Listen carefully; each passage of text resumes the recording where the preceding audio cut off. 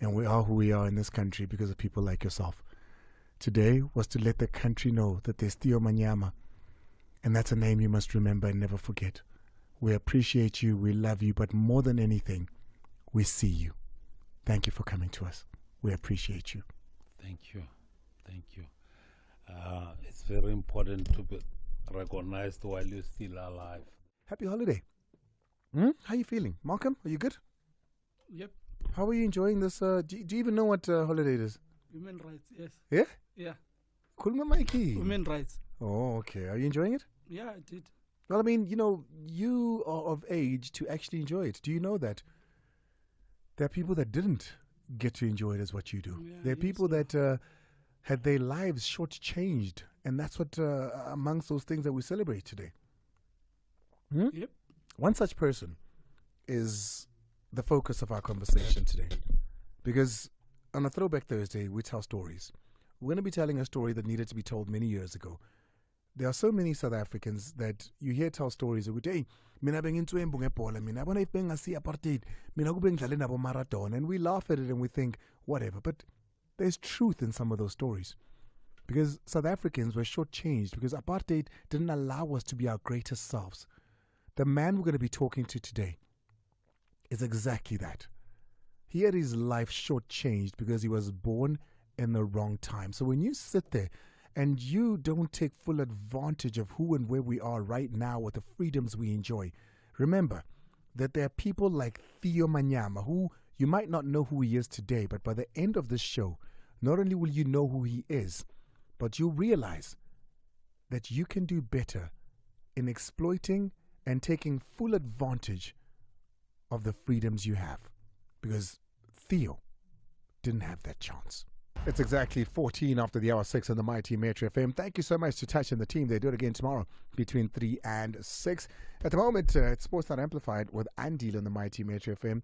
And sitting across from me, I have the privilege of hosting greatness. I have the privilege of hosting a man that, if it wasn't for the times we're from, there'd probably be a statue of him somewhere around the world. But nonetheless, today, I might not be building you a statue, but I can give you your flowers. They might not be physical, but South Africa needs to know about you. Tata Manyama, how are you? I'm fine, sir. How are you? No, today I'm good today. Today I'm good. Yeah. From Zanini to the world. Yeah. Yeah? Yes. But Tata Manyama, I've known of your story for a while.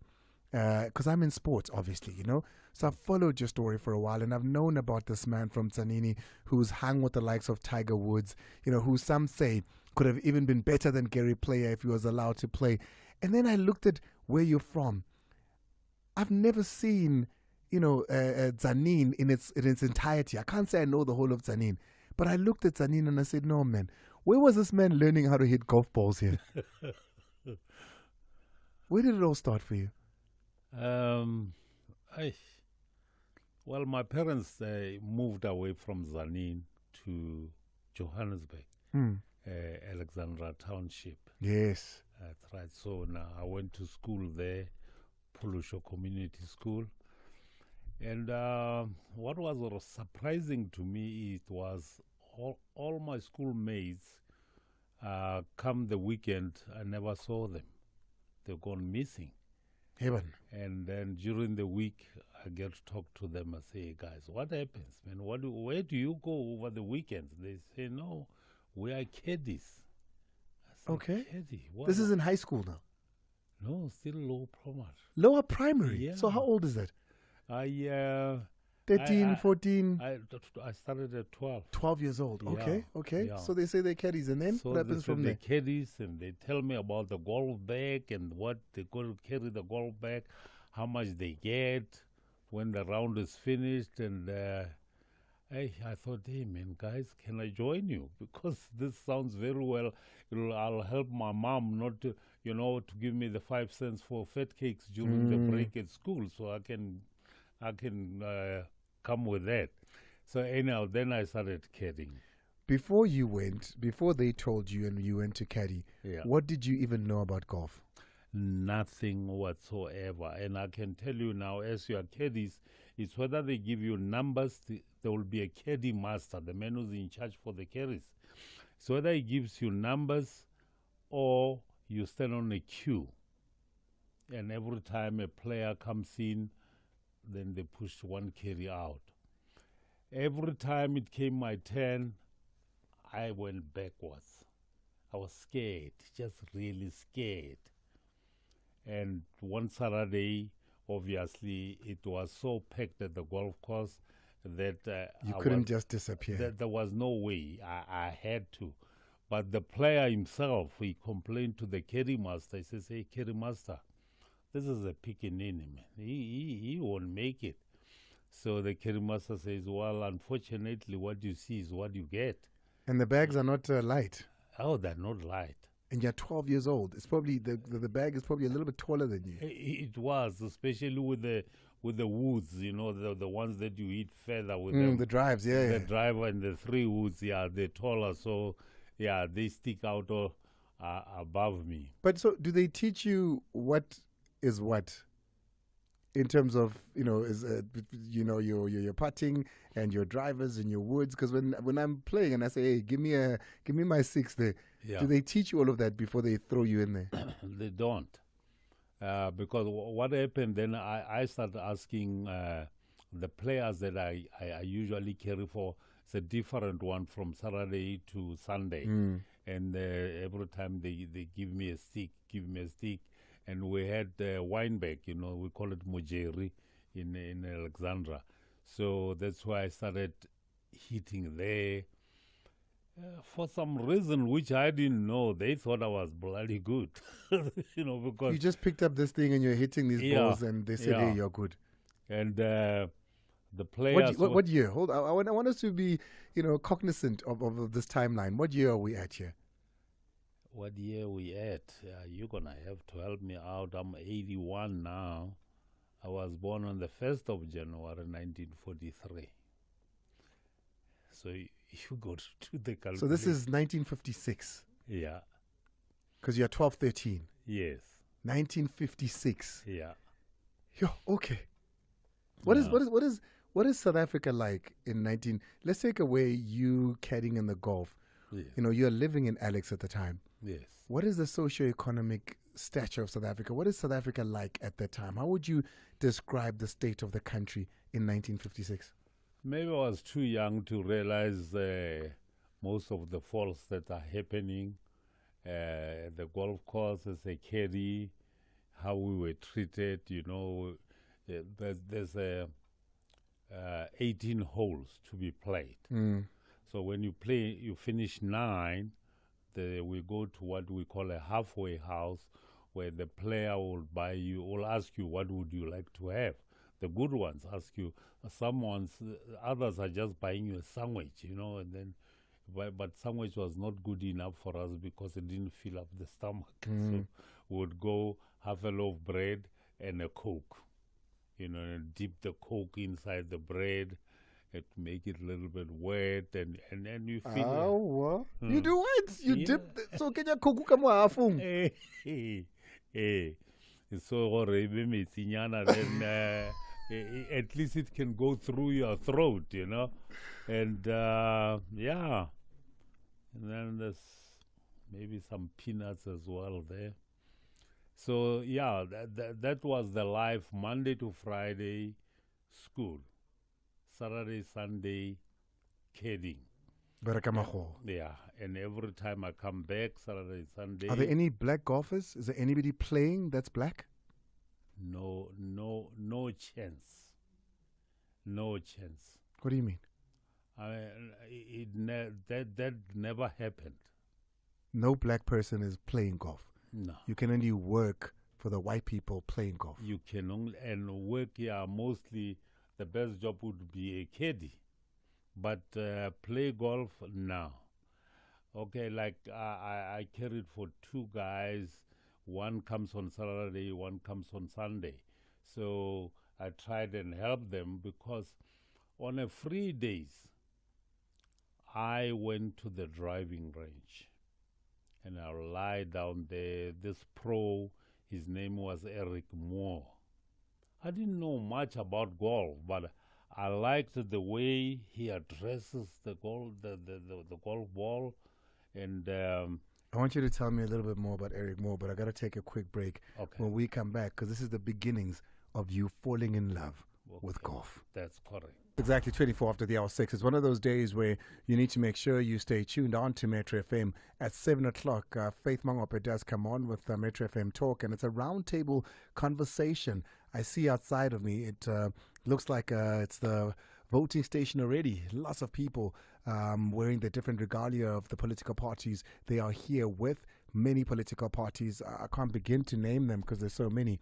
Are going to be here with their leaders as they share with you their manifestos and their promises and what it is that they plan to do for you to help you ease into the choice of who it is you're going to be voting for. Right here, though, on Sports Not Amplified with Andile, I have with me Theo Manyama. He is a Grand Slammer, but we're talking the story and we're taking it from where it all began. This is a man whom many in the world know too well, a Tiger Woods, a Gary Player, and I can mention so many. Know the man that sits across from me. And I've often heard from those that we've spoken to that he's one of those that apartheid South Africa robbed of a bright future. We're taking the story to when he just started. You're a caddy and you begin to fall in love with the sport that you work.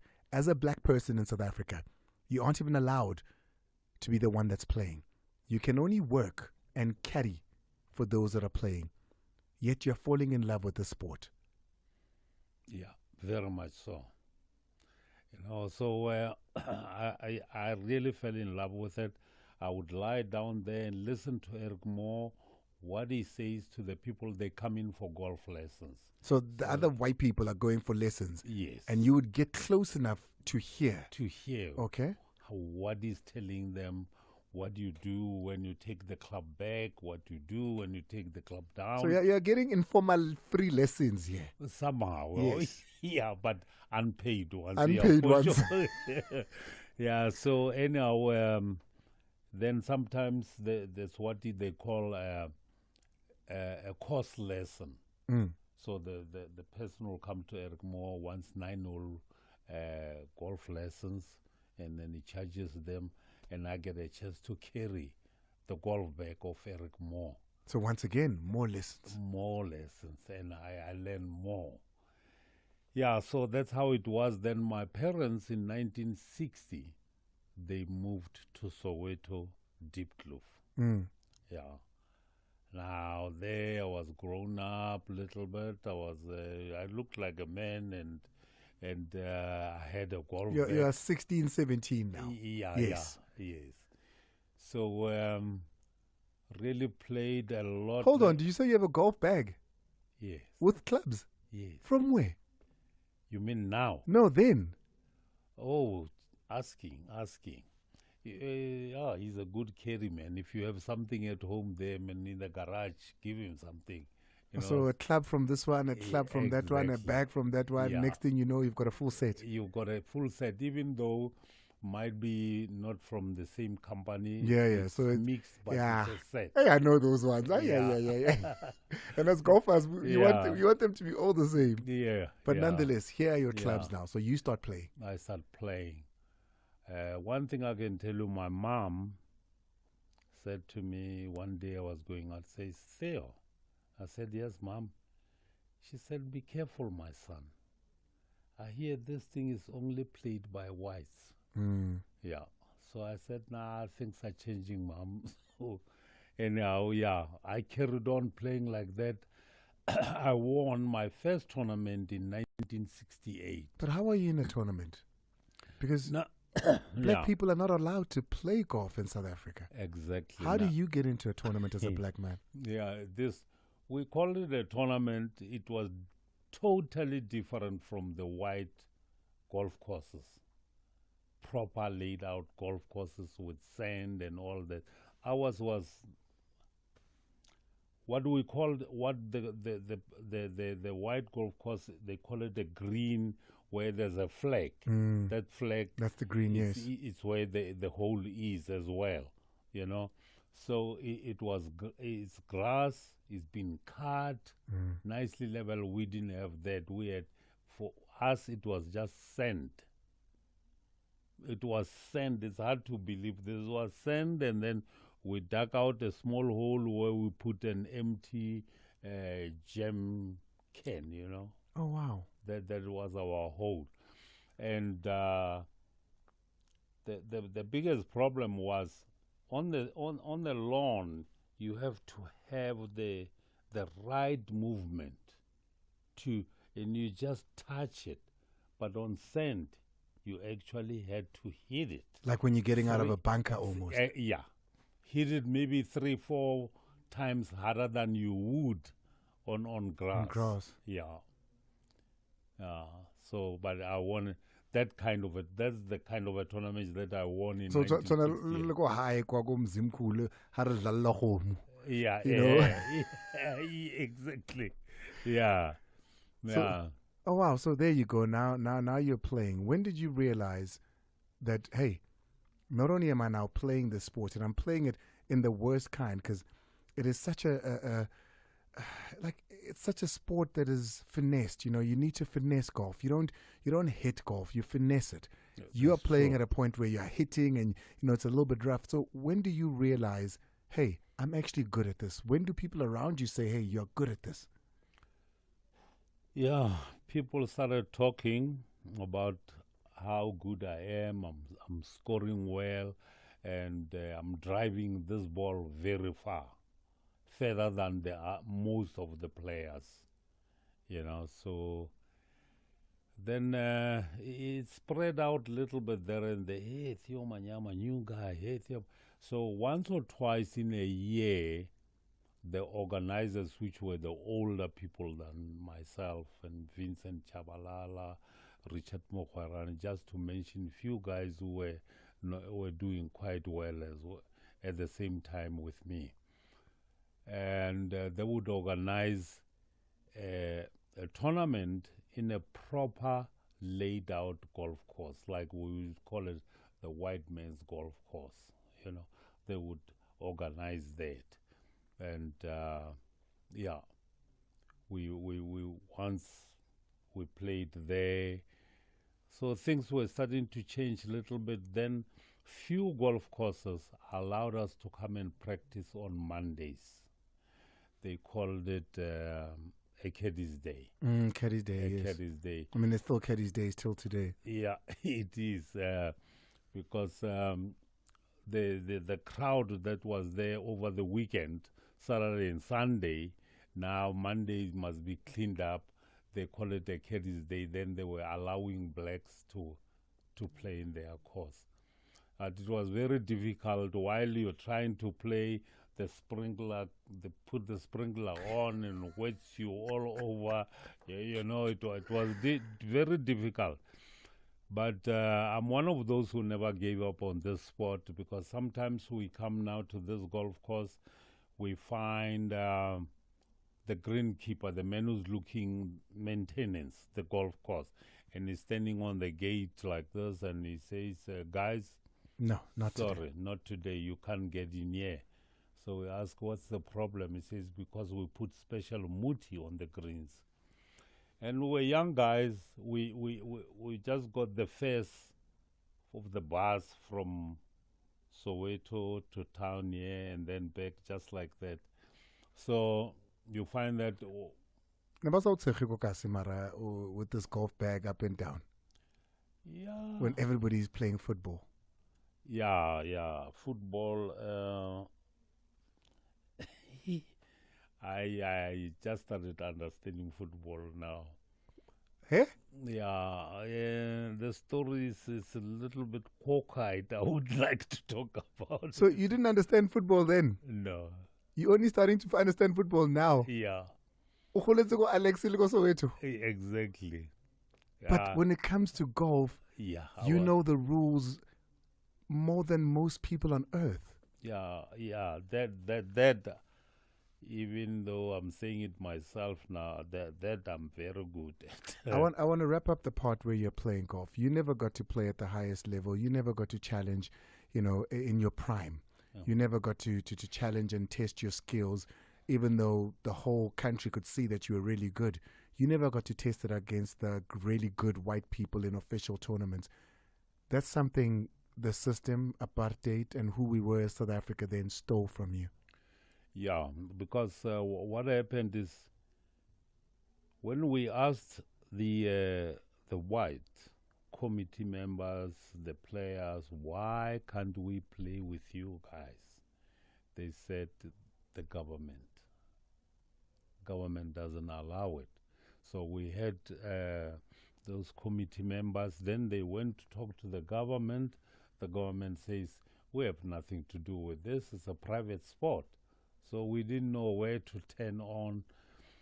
But then the PGA, which stands for Professional Golfers Association, they had some talks because there was problems even for white South Africans when they go and play international. Yeah, they it was an international you're coming block, from an apartheid country. Yeah. So they were not really welcome. So what they did, each tournament they would allow 6 blacks to play, just like that. And they made an order of merit for those guys who they were letting to play, like as I'm one of them. Then at the end of this term, they would check us only blacks on the order of merit, who has done great and whatever. I was one of those. Then we automatically became members of the PGA. That's but you weren't checked against the white guys playing the PGA. So your honorarium sitting at the bottom, you were checked against the other black guys.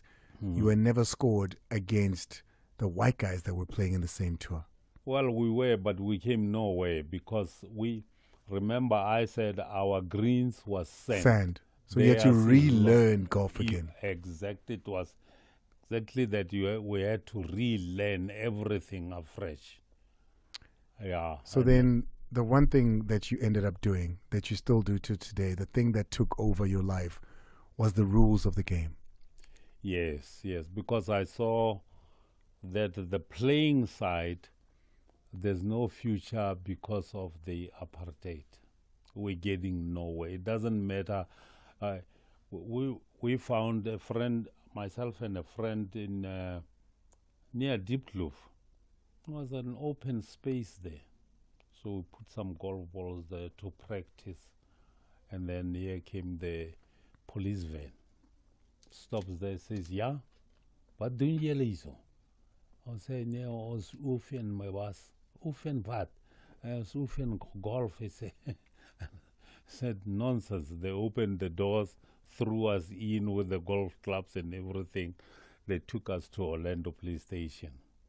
We were very lucky that when we got to Orlando Police Station, the captain was a golfer. And he said, Jesus, lost the men. They've done nothing wrong.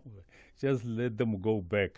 Now, they brought us with the van there, and now we want to walk back with the golf bags and everything. And this time we're not going to be paid for. We laugh, but it's not funny. You know, we laugh now, funny, but you know, it's one of those things we can look back at and laugh. But that's a hardship of a black man in his own country many years ago. Yeah. Talk to me about, Then the one thing at that point, it was 1973. The tournament was called Lexington PGA. Lexington was the cigarette, was it not? What was yes, Lexington? Yes, the cigarette, yes. Lexington, yeah. It was playing at Wanderers next to the rugby stadium or something. The cricket stadium, yes, Wanderers, Wanderers Club, Yeah. So in 1973, I'm one of the black guys who played into that tournament. And to my surprise, I did very well. Very, very well. I finished in the top 15. So, see, a golf tournament plays 4 days. Yeah. Thursday and Friday, you're playing to make it to Saturday and Sunday. That's right. So I got to play all 4 days on that tournament, and I finished in the top 15. Minister of Sports that time, it always amuses me. I feel good about it. I don't know why. But the Minister of Sports at that time, it was near Pete Korenov. Pete Warrenhoff. Good Pete Korenov. It was always made me laugh, enjoy it. Yeah. Then from there on, yeah, we were playing, and Vincent was good. Shabalala, yes. Yes. Then came up Papa Sigola, the Indian guy. Pity passed before his time, but was really a great player. You then said, I can't ever play the game I love and showcase my talent at the level that I would like to. Yeah. But then you fell in love with the rules of the game. Yes. You studied the rules of the game. And even today, you're world renowned for your knowledge of the rules of the game. That was really an uphill. I must be honest with you, it was an uphill because when I got into the rules, I passed. The first time I failed. And then the second time they came around, I passed. So the white players, some of them made it clear that I must listen, I must hear what they're saying. Like, Theo is hopeless. He doesn't know a rule to save his life. So you can't officiate them. Yeah. And he sets the golf course like our grannies are playing. That was, it's actually insulting. Okay?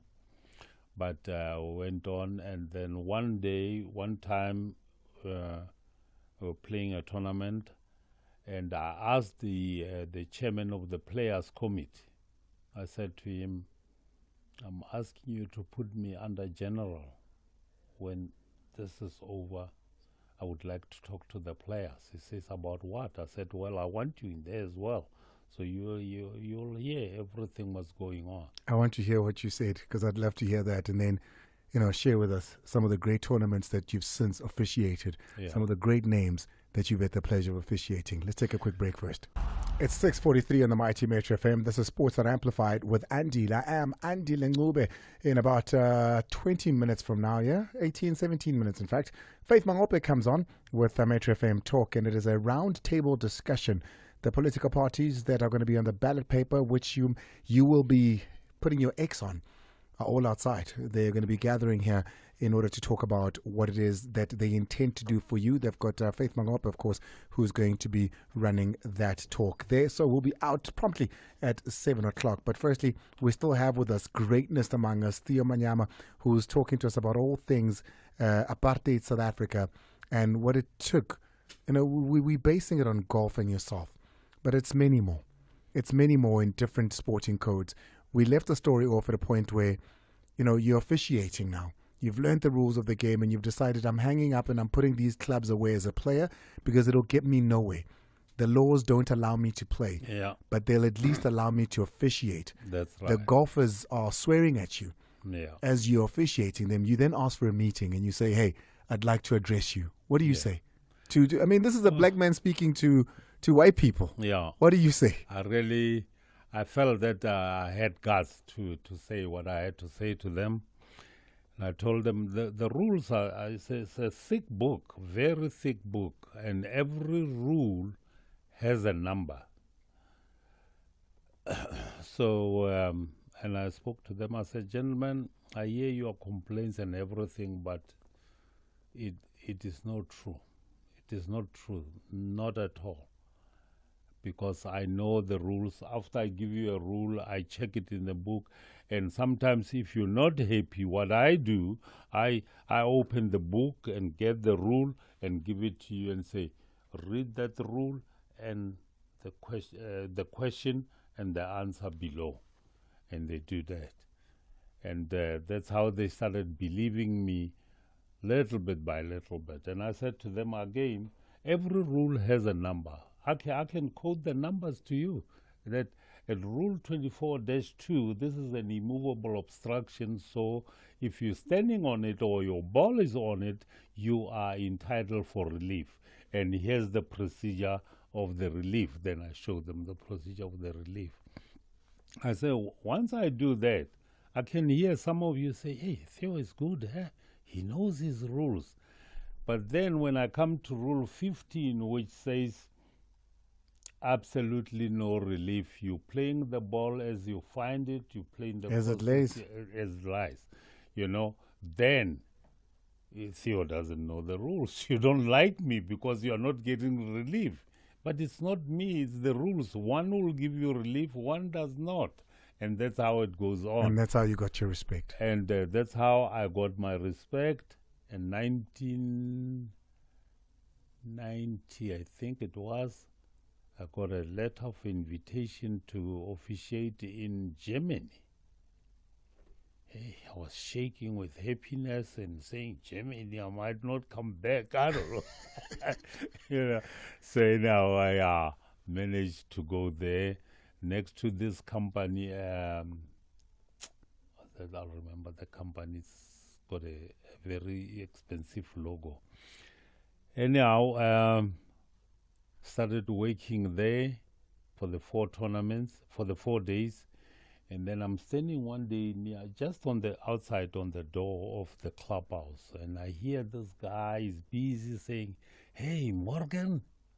And I'm thinking, what the hell is going on with this Morgan, you know? So then that gentleman decided to tap me on the shoulder. He says, hi, Morgan. And when I turned around, one player says, he says, good morning. Oh! Yeah. Hold on. Yeah. Before you carry on, Yeah. do you know who Selwyn Nathan is? Yes. Who's Selwyn Nathan? Selwyn Nathan is a very, very good man. He's got golf together. He's helped. We've had sleepless nights with Selwyn trying to get South Africa to have one PGA. He was there with us. When I say with us, black players who were a little bit known, like Theo Manyama, Vincent Chabalala. Yeah. So was it was one of those? It was a good man. He was a very. He was. When out. else did you talk to him? They're busy now, but I think it was a month ago. I had a meeting with him at his office. Selwyn. Hello. How are you, sir? I'm great, thank you. I'm sitting here with Theo Manyama, and he's telling us the story of his life. You know, very important on this day in particular, and he always mentions you as one of the people that were part of this journey. Does he ever tell you that I wouldn't give him the ruling that he wanted in 1970? He skips that part. But Selwyn, you know, what can you tell us about this man? You know, there's a lot of young black kids that are listening that have it a lot easier than what he did, but he's a forerunner, isn't he? He's one of those that were groundbreakers, and we just want to celebrate him today.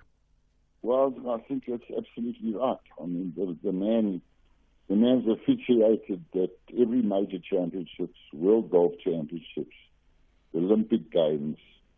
He's got a CV of hundreds of tournaments that he officiated at. He was, he was one of our most special members, and you know, even the PGA of South Africa made him an honorary life member. He's in the South African Golf Hall of Fame. So he must have done a pretty good job to get where he did, and he must have also not made any enemies on the way. So I know the man very well, and we've spent over 50 years dealing with each other, and we never stuck our fists up ever, and we always found a solution. And he's just one of those kind of people that have made a difference to golf in South Africa and to sport in South Africa, because it's not about what he he could do for himself, it's what he could do for the game. And that's why he is celebrated in so many ways and in so many different countries around the world, and that's why he's so respected. Oh, Salvin, thank you so much for joining us, and thank you for that piece. I really appreciate it. You've got him all emotional here. I can see... Can I just say something? How old is he now? 81. He's 81, turning 82. You see, now you ask him how easy it is to beat his age now.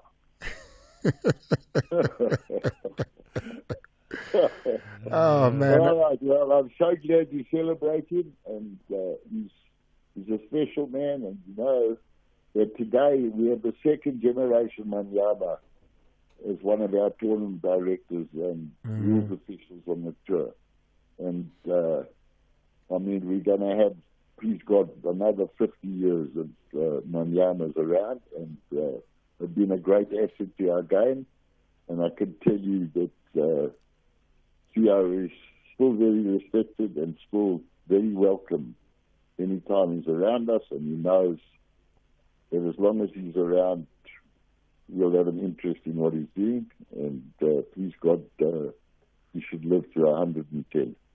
Thank you so much, man. I really appreciate it. That's Salvin Nathan there coming through.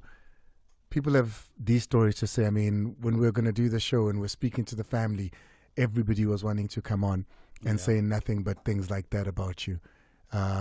You're celebrated all around the world. And I felt like not enough South Africans knew who you are. I mean, I see the pictures of you with some of the game's greatest. Where did you meet Tiger Woods? That picture, we were in the White House in America. You were in the White House? Yes, sir. What are you doing in the White House, Steve? We were invited. By who? By the president. Which president? I better not go too far. I think it was George Bush that wasn't president at the time. He was in office, yeah? Yeah. So he invited you.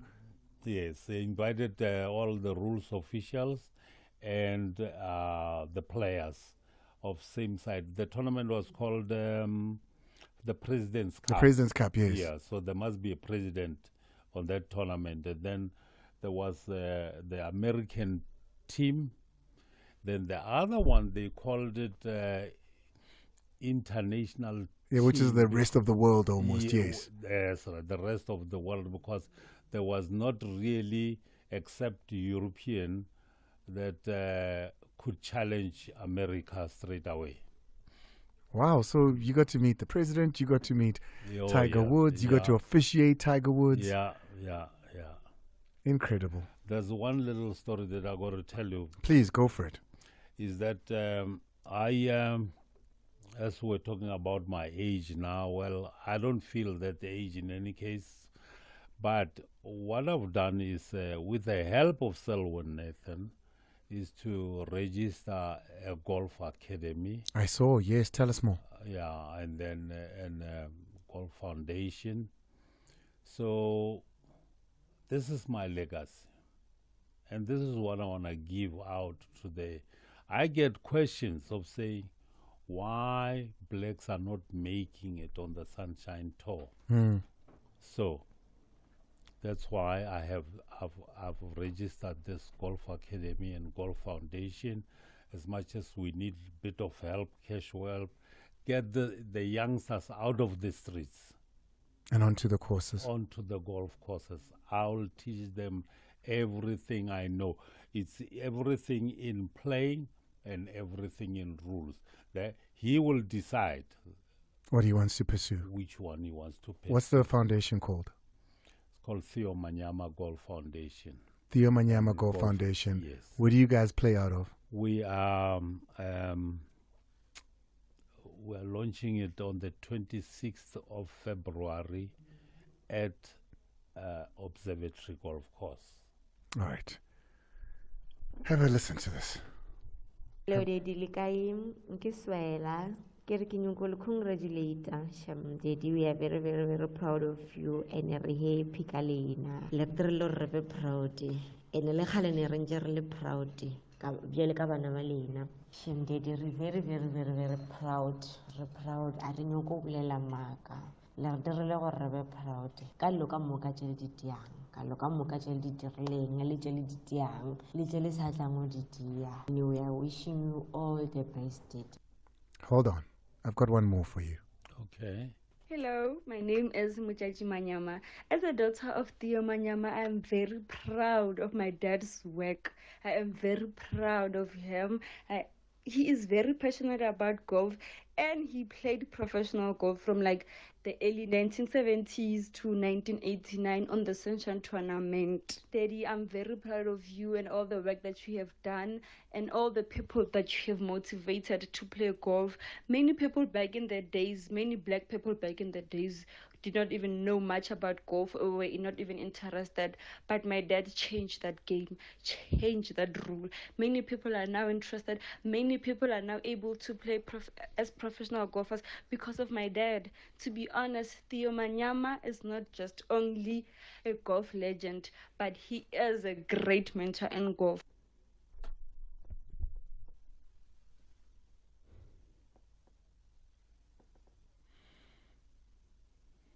Theo. I don't know what to say. Just too proud of these two girls talking like that about me. I knew they care about what I'm doing, but I didn't know that they've gone so far to know what I'm doing. I thank them very, very much for the words, for what they've said. Thank you, girls. Theo, this was to say thank you to you. There's politicians who did a lot for us to be where we are. There's, leaders of faith who did a lot for South Africans. But there's people in sport who were in the trenches as well. And we are who we are in this country because of people like yourself. Today was to let the country know that there's Theo Manyama. And that's a name you must remember and never forget. We appreciate you, we love you, but more than anything, we see you. Thank you for coming to us. We appreciate you. Thank you. Thank you.